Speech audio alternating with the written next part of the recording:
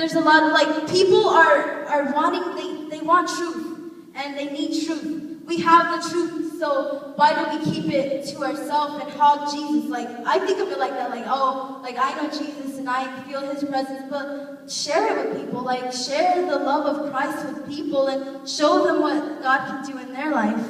And he wants us to use the gifts and talents he gave us. Like, God didn't give us talents and gifts just to stay there and sit there and That's right. waste it on. He gave it to us. Like, that's a privilege. When I think of God giving me something, like, God gave me everything. Like, that's grace. That's nothing but in grace. And sometimes we forget, like, we like, don't embrace the grace that God's given us. And we need to learn. Like, it's human, like, because think of it this way. Like, say someone gives you a gift, and we automatically are like, oh, what's this? Like, we kind of just like, oh, we kind of don't deserve it, but you're like, oh, okay. But we need to be more, like, embrace the gift that God gave us and embrace the grace that he's given us.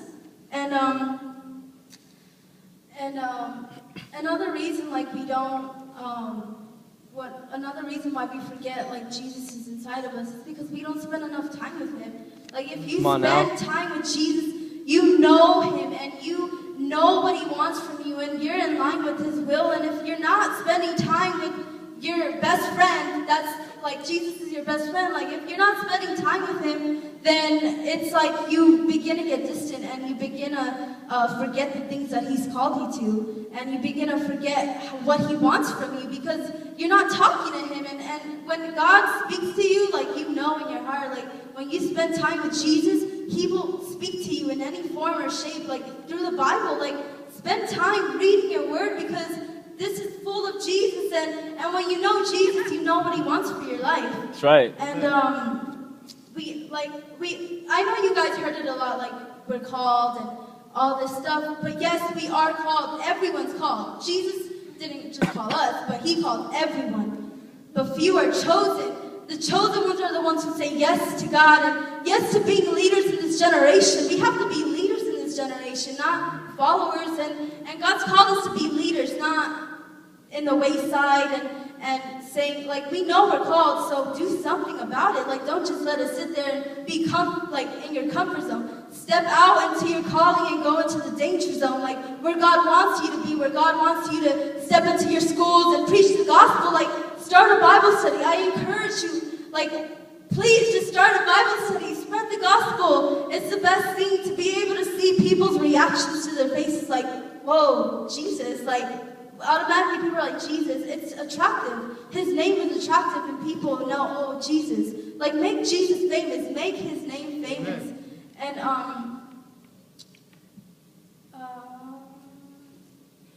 sometimes, like, we take it lightly that God's called us, but don't take it lightly. Like, take it every single moment and every single day as gratefulness, because as soon as you become ungrateful, you begin to, like, slowly drift away from God, and it's not good. Like, the enemy uses ungratefulness, and it's not good.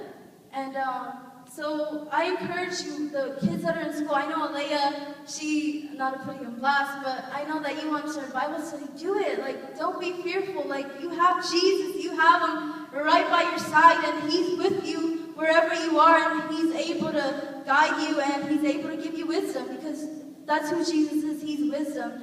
And that's who we're called to be. It's more like Jesus, to just be able to spread the gospel, because every time I read about Jesus, like, he's never in the same place. He's always, like, moving and always, like, telling people about God and stuff. And that's how I want to be. Like, I love, like, telling people about Jesus. I get so excited and so happy, and people look at me weird, like, why are you talking about this? And they see me, like, reading my Bible, and they're like, what's your problem? Like, why do you? And Jesus is attractive, and just make his name famous. Like, that's so important.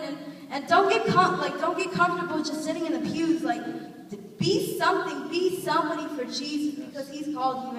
And I know he has such great plans for you, but it's up to you to step into the danger zone and go after everything that God has for you. Don't get comfortable, because as soon as you get comfortable, you start, like, getting bored, and you start drifting away, And that's not good. Like, just do something. Like, you know you're called. I know you know you're called. You hear it over and over. But don't let that get so plain in your ear. Because I remember at a point in my life, I heard, yeah, you're called to be a leader. But I never took it to the heart. But truly, take it to the heart. You are a leader in this generation. We're called. It's right there in your face. But it's your time. It's your